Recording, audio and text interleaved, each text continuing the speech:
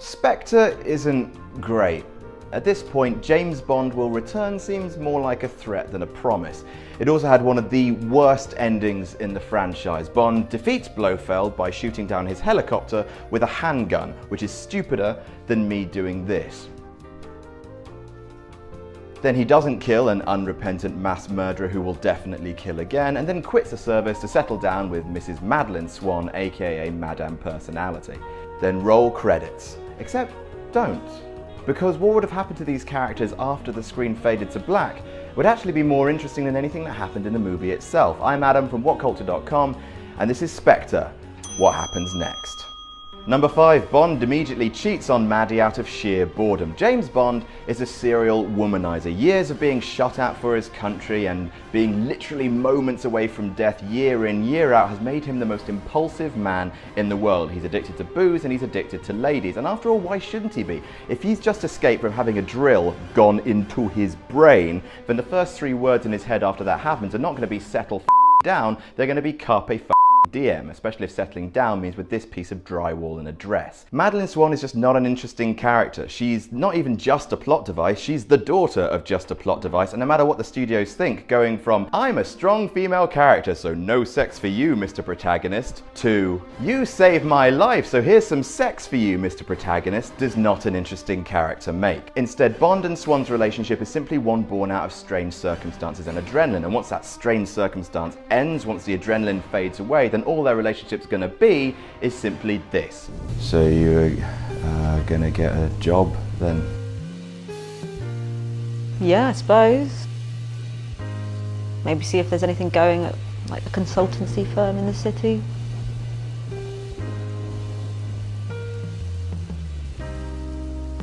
Kill anyone today? No.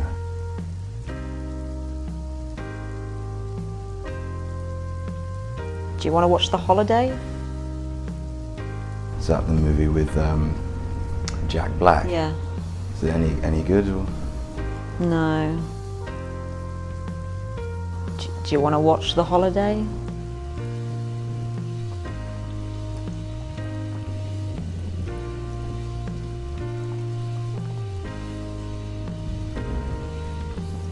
Yep, so within days of settling down, Bond will break Maddie's heart and start attacking postmen or something. Number 4, Spectre goes on existing, busts out Blofeld and murders James Bond. So yeah, Spectre's still a thing, isn't it? I mean, yeah, Bond may have blown up their silly crater base and stopped them from making an evil MySpace, but they're still going on. I mean, remember that scene with the table? There are evil people there from every evil country in the world. How long do we think that Blofeld's going to stay in prison? Spectre owns C, and he was the head of the Joint Intelligence Committee. I mean, they can have people inside government holding facilities, no problem. Heck, Spectre owns Quantum, and they had people inside MI6 himself. Hell, even I'm in Spectre. I mean, it's a good club. I mean, you have to kill a homeless guy to get in, but it's got a good pension. The only way to guarantee that Blofeld won't be immediately busted out and immediately hunt down James Bond and immediately murder him in front of everyone he holds precious would be to kill him, and Bond doesn't do that because of bad character arc. But Bond's gonna be fine, right? He's got all of his military friends to back him up, he's got all those wacky gadgets from Q Branch, except at the end of the film it's heavily implied that Bond resigns from the service. Why would he do that? That's like resigning from owning a bulletproof vest. Bond's a f***ing idiot. Number 3, huge investigation because of government murder. This is Alex Younger. He's the stern but obviously very sexual head of MI6. This is John Day. He is the head of the Joint Intelligence Committee and he looks like a new potato with a suit underneath it. Now, you may not be intimately acquainted with these two gentlemen, though I can confirm they're both attentive and compassionate lovers, but if this guy murdered this guy in a governmental building, the fallout would be huge. The inquiry would last for years, the press would explode, because I cannot repeat this enough, a government official murdered another government official in a governmental building. M would have to leave office and every single investigation and agent he put into the field would have to be suspended because the head of MI6 might have just assassinated a member of Her Majesty's government. Sorry, what's that, Rafe? He fell? Yeah, tell it to the judge, you bloody maniac. Number 2, 009 develops a huge inferiority complex and turns traitor. 009 is the much worse version of 007 and spends a large amount of the film getting dumped on. Let's think, who would be a good reference point in what culture? Oh, I know. This is 009. He's not as good as James Bond. His first name is probably also James, but his surname is probably something rubbish like Smedley or Pacitti or something dreadful. I can't hear you. I know!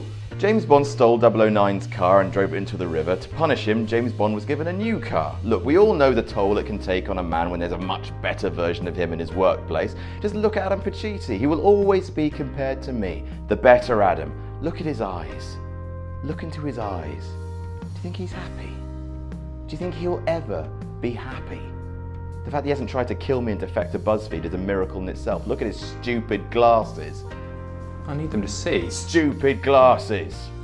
How long can it be after the credits roll before 009 defects to Russia and starts selling state secrets just so people on YouTube will stop calling him #TrainSpotterPervert? I repeat, #TrainSpotterPervert. And number 1, a useful drone program is scrapped. Now Spectre's plot, as much of it made a lick of sense, was about drones being bad and people being good. Ding. Except, wait, hang on a second.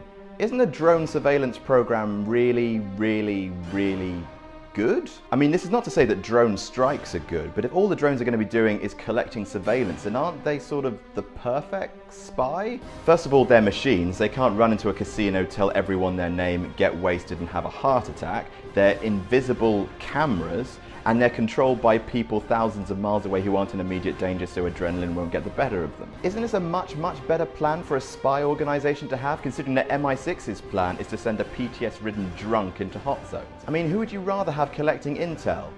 This guy? Or this guy? Oh, I'm a spy! I'm Bond! I'm looking for Spectre! I'm James Bond! Oh. And now the plan will be scrapped because, let's not forget, the head of MI6 murdered the head of the program. Bad Bond. Very bad James Bond. And that's Spectre. What happens next? For more lists, reviews and news, click below to subscribe to What Culture Film and TV. I'm Adam from WhatCulture.com and I'll see you soon.